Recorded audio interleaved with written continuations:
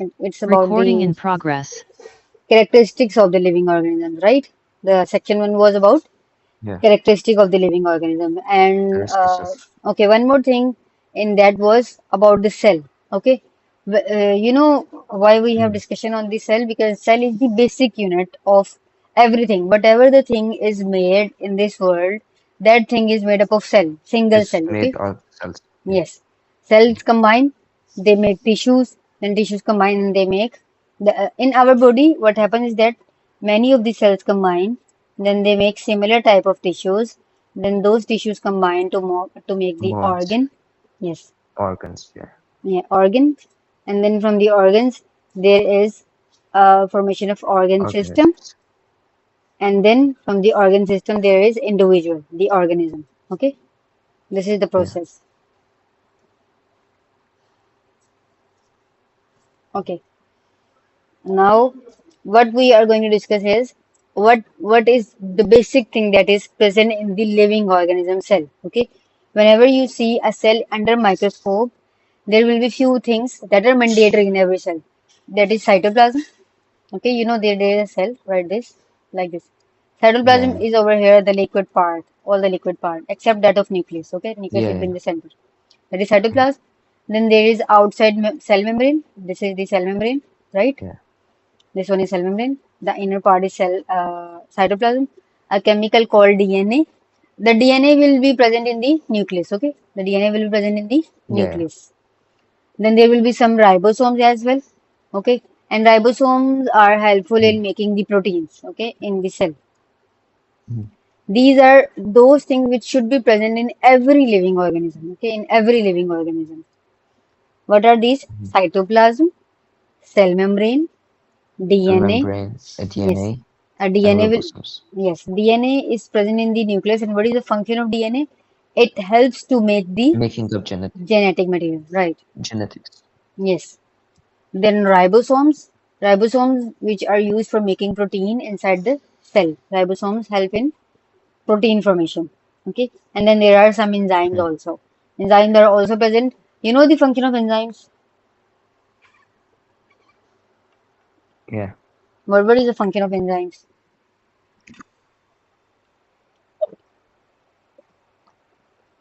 It's Mm-hmm. like it's like it uses a catalyst to speed up the reaction and making like amino acids into living organisms or some chemical Yeah, reaction. enzymes, you can simply say enzymes are like the catalysts. Okay. But there is a Yeah. difference between catalyst and enzyme. We will discuss that later on. But at this stage, you must know that enzyme will speed up the reaction, the chemical reaction that is happening in your body. Yeah. Okay. Maybe without Yeah. the enzyme, that reaction may happen in the 8 or 10 hours. And with the help of enzyme, Mhm. that reaction is completing in half an hour. Okay. This is the difference that enzyme speed up the chemical reaction. It does not change the product. Okay, remember Mhm. this thing. Enzyme does not change any of the product, like whatever the chemical reaction that will happen. But enzyme will speed up that reaction. Okay, just like if someone is washing clothes by hand or someone is washing the clothes in the machine. So there is a difference, right? The person who is washing the clothes in the Yeah. machine, he will be free earlier, right? But the person who is washing Mhm. the clothes with the hand, it will take some time. So this is the same case over here. Enzymes help to speed up a chemical reaction. Okay. Mhm. So there are many enzymes which will help to carry out some of the anaerobic respiration as well. So these are some of the most important things which should be present in every cell, no matter which category of the organism is, whether that is plant, animal, or from the kingdom Monera or any group. Okay. These are some common things which should be present in the cell. Clear? Every cells. Yeah, Yes. every living organism cell. Okay, now we also discussed about the classification system. Now we are going to discuss the classification from the book. What was the classification? Like how, why we classify, why there is need of classification? It puts like organism like into groups of characteristics. Why? I'm asking why we are doing this. Like So you, like because hmm it's like the complexity. yeah. There's a lot of stuff. So like Hmm. they can name, you know, Hmm. And I told you one more reason that the most important there's thing is different that, names. yeah, the first thing is about the complexity. Like there are approximately 1.5 million species which are being reported, and there are more as well. So all those 1.4 million species, it is not possible for the human beings to study each and everything at the single time. Okay, each and every organism of Mm, one particular species at a single time. So what they do is that they classified those into different groups. Okay, and those groups were based on the similar characteristics. Just like in the category of human beings, mm, there are just human beings. Okay, they don't put any animal in the category of human being because the animal, they may resemble in some of the things that just like they eat, they drink, or they walk or something like that. But there are many things mhm, which are way more different in human beings as compared to the animals. So that's why the human beings are in a different category. And similarly, other animals, just like dogs or cats or horses, they have other groups. So this was this classification. The main reason for the classifying living organism was to make the study easier. Okay, because the researchers, when they are doing research, now they know the main domain. What is the main domain? What is their main domain? And then that will be easy for them. Just like there are the doctors for animals, the veterinary doctors. They are different from the MBBS doctor, those who are specialized in for the human beings. Okay, so there are different categories, mm. and in every category there are different people working over there. So the basic purpose of this classification is to make easier to study them. And the second reason was I told you the name that like there is one species, but that species in different regions, in different states, in different countries, there are different names for that species. Just like I told you the example of onion, that in Urdu we say pyaz, Yeah. or in some areas in Pakistan it is also known as basal, and it is also known as basal. But in the Mhm, English-speaking countries, it is known as onion, and there are some other names. So they mentioned a scientific name. And what is the scientific name of human beings? mhm. Uh, Mm-hmm. it was Homo sapiens. Yeah, Homo sapiens. Good. Now we can read from here what they are mentioning over here is that classification means putting things into groups. Okay. First thing is what? This is simple.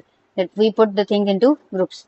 There are many possible ways in which we could group living organisms. For example, we could put all the organisms with legs into one group, all those without legs into Mhm, other group, another. Now they are telling us mhm. that how we are classifying the groups. Like they are saying this is one of the possible ways that you can make groups. In one group, what you are doing, you are putting the organism with legs, and in the other group, what you are doing, you are putting the organisms without legs. Knowledge. Yeah, with no legs. Yeah. Or we could put all the red organisms into one group and all the blue one in the another group. This can be one possibility, right? Yeah. What you can use if you have 50 organisms, and among those 50 organisms you have 23 with red color and 27 with the blue color. What will you do? You will categorize them, right? You will classify them. Yeah. So the first of these ideas would be much more useful to biologists than the second. Okay, now what they're saying, the first Mhm. idea, this idea, that putting the organism with legs into one group and putting the organism into without legs into another group was much more better idea. Why this is better idea as compared to the idea of the different colors? Why the first idea is more useful? Like this one. But they put it. This. Hmm. Like they mentioned two ways. First way is to put the organism based on their legs or no legs, and the second one was up on the basis of color.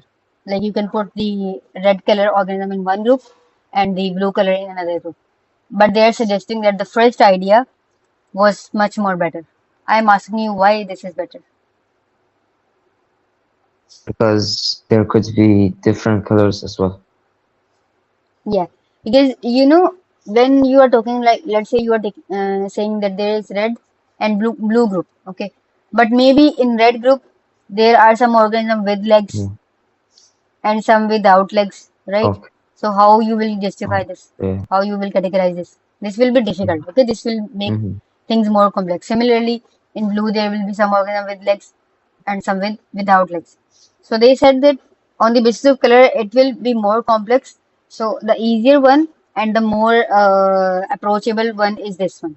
That they they you Mm-hmm. should categorize on the basis of the legs or without legs. Basically, these are some of the most important characteristic of the living organism. You see, we have discussed some of the characteristic in which there was movement, right? So movement is Mm-hmm. based on if you have legs, right, you can move. And the just like those organisms which don't have legs, like the snake, what they do, they crawl, right? So this is one of the category. Then the second is the main reason for classifying living things is to make it easier to study them. Okay. Now they have mentioned what is the purpose of this classification. The purpose is to make it easier to study them. Clear? Mm-hmm. For example, we put human, dogs, horses, and mice into one group, the mammals group. And what are some of the characteristics of mammals? I told you in the last class, like mammals. That hmm uh, was They have called. mammary gland, okay, which helps in milk production. I told you that the spelling are different, okay. Mammary gland that helps in milk production. Okay, the mammals they Yeah. produce milk, right? The female of the mammal. Okay. Then what were the other characteristics of the mammal? They have hairs Uh, on the body, right? yeah. Hairs or fur Mm. maybe, right? And There what's it called omnivore. yeah, they are omnivores, right? But there are some are herbivores as well. You can't say this, but there was some other characteristic as well. I told you, and there was about the air. You remember? There are three bones, Mm. three middle ear bones. I told you, I think, about this. The spine. Three middle ear bones. Okay. Three middle ear bones Mm. are present in the mammals. Okay. We will discuss this later on Mm. in the upcoming chapter, but now you must know these are some of the main characteristics, some of the basic characteristics present in the mammals. So now they have mentioned that you can categorize humans, dogs, horses, and mice into this group. Why? Because all of these they produce milk, they have hairs, they have three middle ear bones. Okay, because they share Mm. certain features. Okay, some of the features are same, but you know, their humans are in separate category, dogs are in separate category, and horses are in separate category. We will see how they are Yeah. in separate category. You are clear till this point what they are mentioning over here. Yes. Okay. Now they that are not found in other groups. They are saying that there were some similarities in these, like the humans, dogs, horses, and mice. And what were those characteristics? That they all were mammals. Okay. That's why you can Yeah. categorize them in one group. Okay. This was their general observation at the start. After that, what they say that we think that all the mammals share these features because they have all descended from the same ancestors that lived long ago.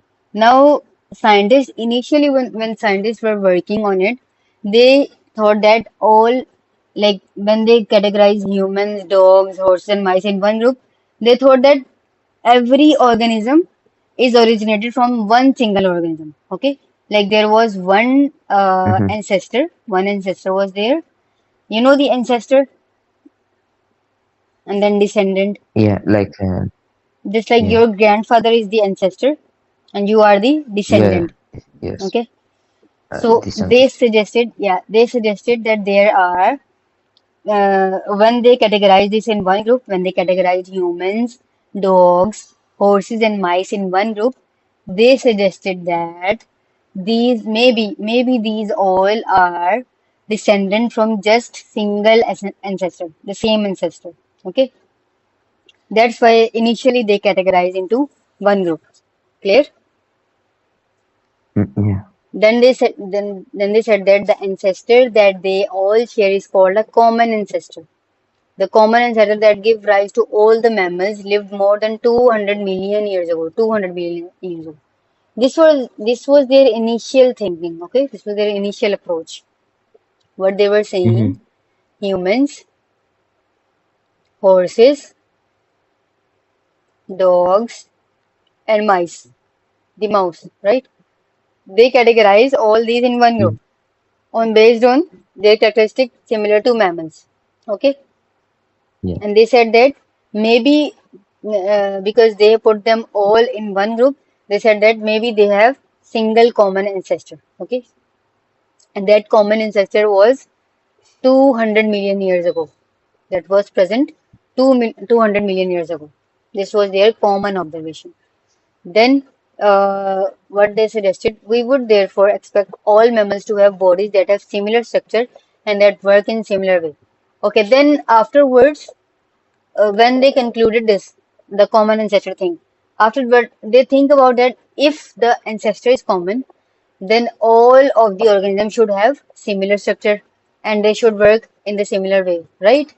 Are you getting my point? Like Mm-hmm. if you have a common Yeah. origin, if you have a common origin, what should be in you? Like if I am saying that you must have some characteristics of your grandfather, right? Or your grandmother. Yeah. So this is what they were Mm-hmm. thinking, that if there is a common ancestor, then it means that they all have similar characteristics, similar structure, their way of working should be similar. Okay, this was their journal Mm-hmm. observation. Clear? Are you clear till this? Yes. Okay, now what they're saying, if we find a new animal that has hair and suckles its young on milk, then we know that it belongs in the mammal group. Okay, they suggested Mm. that if they found any animals, these all things are the initial things. Okay, these are the introductory part, how they categorize. This is the history of the classification, how they categorize into different groups. That's why there are so many Mm-hmm. things. Like you wonder how humans and horses and dogs and mice can be in one group. They are actually not in one group. Initially, they just categorize them in one group. Because you see, Yeah. advancements come after time. Okay, initially you have so many things, so they just gathered the information and they just put the things Yeah. according to their knowledge and according to the things which they explored. Okay, and afterwards the complexity increased and the people explored more and they categorized the things. So at that Mm-hmm. level, according to that, they categorized into the mammal group and then they suggested that Because they uh, have the same characteristics. yes, and they have common ancestor, so it means their characteristics should be same. And what are the two Yeah. characteristics they have mentioned? That they should have hairs and their young ones should suckle the milk. Okay, just as they do, the human, the horses, the dog, and mice. The young one, the babies, they suckle the milk from the mother, and the Yeah. horses. Similar, it happens in the dogs and mice as well. So then we know that it belongs in the mammal group. We will already know a lot about it even before we have studied it all. So they are saying that initially, when they placed all these in the groups, they didn't study them individually, but they know some common properties. What were some common characteristics? That they all have hairs, right? And they all their Mm. young ones suckle the milk. Okay, so this is what they are saying. Yeah. Are you clear till this? Yeah. You have opened the book. You can Yeah. okay. You can highlight the important things, or you can use this. Okay, then afterwards there's use DNA to help with classification. This is about the DNA, how DNA helped to classify. In the past, the only way that biologists could decide which organisms were most closely related to each other was to study the structure of their body. Initially, they relied only on the structure, on the physical morphology. This is known as morphology. They just look at the organism just like the animal with the four legs. They just put all Yeah. those organisms in one group And similarly, those who crawl on the earth, they place them in one group, in the other group. So Mhm. this was one of the methods by which the biologists categorize the organism by just physically looking at the organism. Okay, they look carefully at their morphology. Morphology is what? It is the overall form and shape of their body. Okay, just like uh, just like the what I was telling you, the morphology, the overall form of the shape of their body, such as whether they had legs or wings. Okay, what they're saying? Morphology, you can say morphology is simple structure, the shape. Like whenever you physically, if you see a human being, what are the things you observe physically? What are the things present in a human being? Uh, I have like here. Yeah, hair, the physical thing, the head, okay? But you can't Yeah, say the brain because you cannot see the brain, you right? cannot see it. Yeah. Yeah. So this is known as morphology, the physical structures, the shape, the hands, the Mm. legs, the hairs, the nose, eyes, ears, all those things which you can see with the naked eye. Those come under morphology. So firstly, they categorize on the basis of their morphology. Then they look into the anatomy. And what is anatomy? Anatomy is to know about the internal structure. Okay, internal structure of The the inside. organism. Okay, Yeah. right. So the anatomy tells you the details of the body structure, like what is present inside the human being. Just like in our body, what is there? There is stomach, there is liver, there are kidneys. What are some other things present in human beings? The brain. The Yeah, the brain. Hmm. And what's it called? Uh, Esophagus. You can say hmm? esophagus. Yeah, esophagus, right? There are teeth, there are Yeah. intestine, brain, spinal cord. These all are, Bladder. yeah, these all are internal things. So this, Yeah. they studied the anatomy of the organisms by dissecting. How they studied? By dissecting. You know the dissecting. Dissecting means they cut the that Mhm. organism. Yeah. Remove it. Yeah, they cut the organism and then they see what is inside them. We still Mhm. use these method of classification today. Okay, what are these methods? Firstly, you must know the morphology. Then you will And look into the anatomy. anatomy. You cannot directly dissect any organ. Like any biologist, he is saying that I want to work on it, and he started dissecting. This is not the case.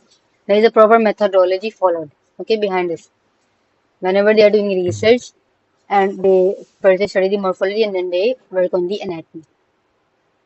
And whenever they are doing work on the human body, they need to take the consent. Like some of the human beings before dying, they just write Yeah. They that, give like you have to write a form. yeah, Yeah. exactly. So they take the consent. Otherwise, you cannot dissect the body of a human being, Mhm. right? This is Yes. unethical. Okay, but we now have new tools to help to work out evolutionary relationship. And one of the most powerful of these is the study of DNA. What they're saying is that initially they look into morphology and anatomy to categorize into the different groups, but now you look into the DNA of the organism, okay? Because DNA gives you the Mhm. enough information about the individual, about that particular organism, and on that basis you can categorize it. Clear? Mhm. Yes.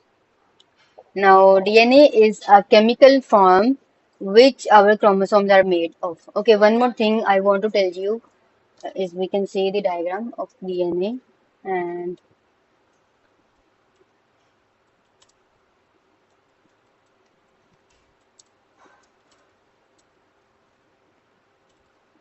then I will tell you.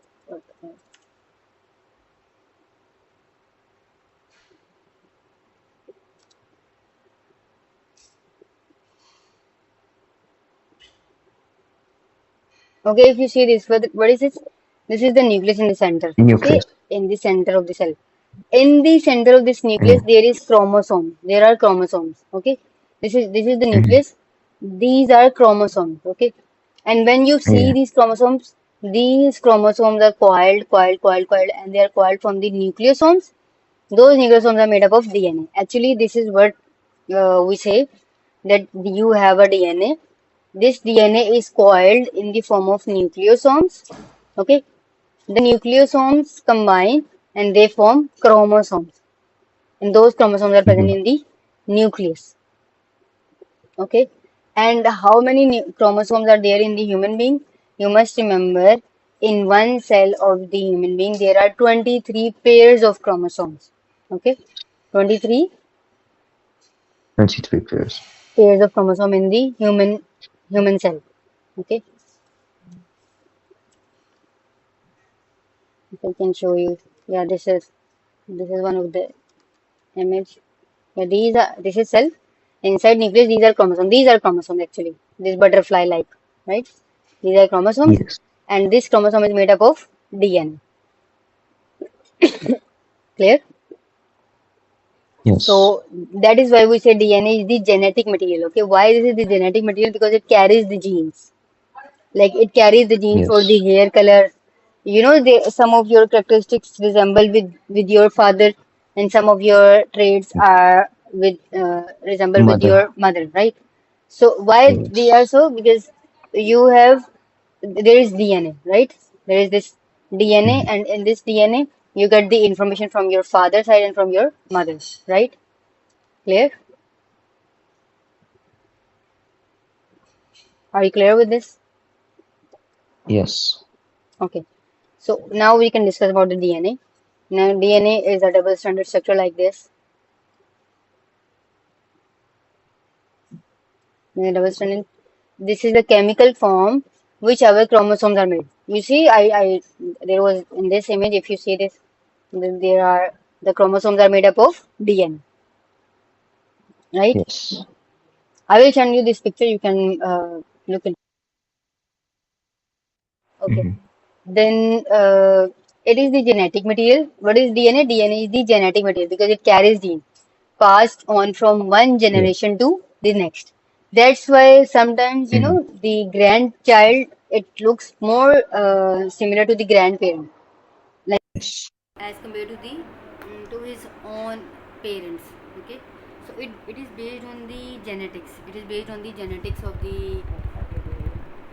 It is based on the genetics of the um,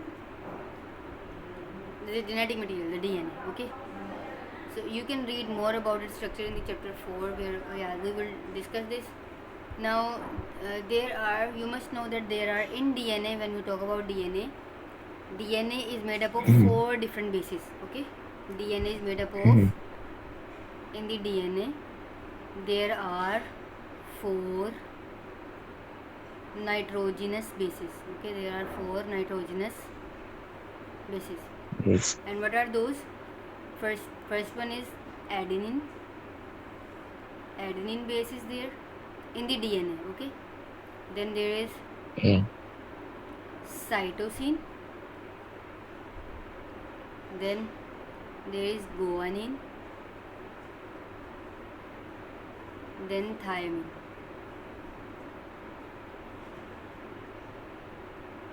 Okay, these are four bases which are present in the DNA.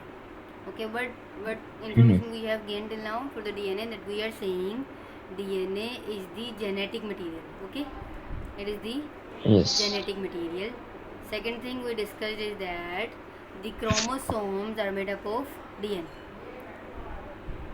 Mhm. Chromosomes are made up of DNA, right? Then third thing we discussed is that there are four nitrogenous bases present in the DNA. Actually, these nitrogenous bases make the DNA. Okay, there are some other Mhm. things as well. Okay. But first thing is that DNA is made up of four nitrogenous bases. Those are adenine base, cytosine base, guanine, and thymine. Clear? Are you clear with this? Yes. Okay. Can you repeat this till now what we have discussed in the classification? Just a journal thing, like what? Sorry. Yeah, from the start. Do I read from classifications? Yes. Okay, How we classify. classifications means. So do I just read it? Yeah, you can just tell me in your own idea what you get from this. Classifications is like where we put two things into a group, so it's easier for us to understand. Yes. And Uh, like and now you like know it's that easier to it will study be them. easier to study. Now, how we categorize Yeah, them? On what basis like if the biologists categorize like them? like something has legs, something doesn't have legs, Hmm. and they categorize it between two groups. Yes. On based on some of the characteristics, some of the common Yeah, characteristics. characteristics. Yeah, Yes. And just like when we talk about mammals, what we say about mammals? that they have hair and they produce milk. They have here they have mammary gland for the milk production, and there are three middle Yeah, ear bones in the mammals. Okay, so yes. on these basis they categorize, and in the mammal groups, what they put initially in the start,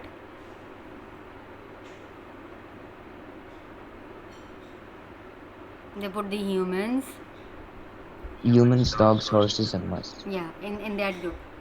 Okay, and then Mhm. what they concluded from it, that if all the mammals share this some of the common features, then what does it mean?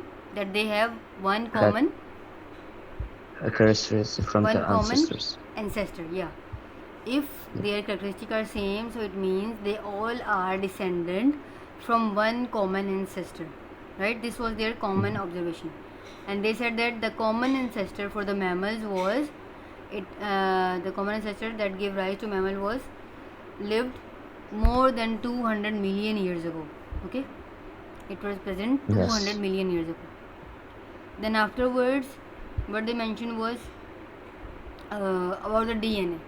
Like, firstly, yeah, in the DNA, how initially in the past, how biologists decide which organism will be in which group.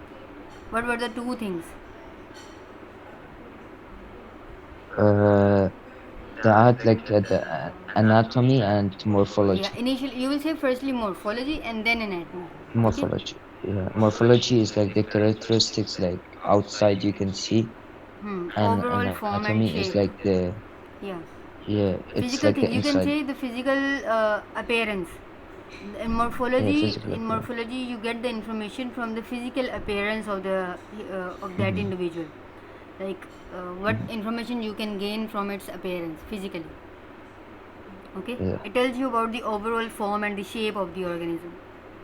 It is mentioned over Okay. here that the Mhm. morphology is that branch of the biology in which you deal with the study with the overall formation and shape of the bodies, right? Like they have legs, Yeah. or they have wings, or they have head, or they have hands, whatever the physical things are there. Okay, and what we discuss in anatomy. That it's like the inside the characteristics, Hmm.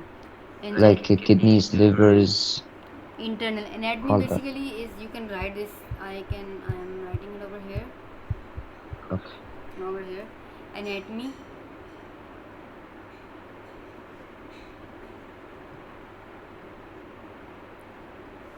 it is that branch of biology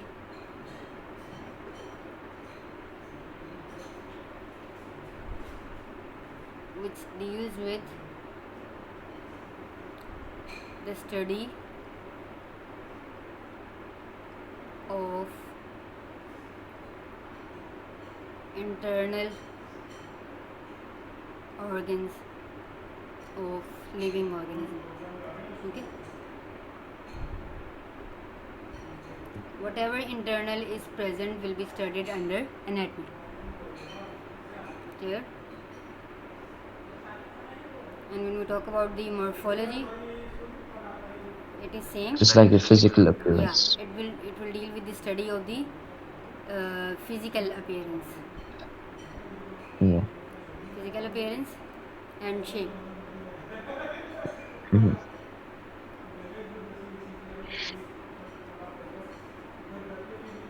Okay, like what information you Yeah. get from the appearance of the organism. Clear? Are you clear to Yeah. this? Yes. Then afterwards, what Yes. is the advanced thing is that you can get information from the DNA of the organism, and that is more Hmm. reliable because DNA carries the genetic information as well as the DNA is responsible for transporting that information to the other organism from one generation to another generation, and from the Yeah. DNA chromosomes are made. Okay, so that's why Hmm. it's more when biologists advance in their study, they from the morphology, then anatomy, then in anatomy what they discuss specifically, they studied the DNA of that particular organism. Okay, because Okay. DNA carries the genetic information, it gives you the information Oh. about the whole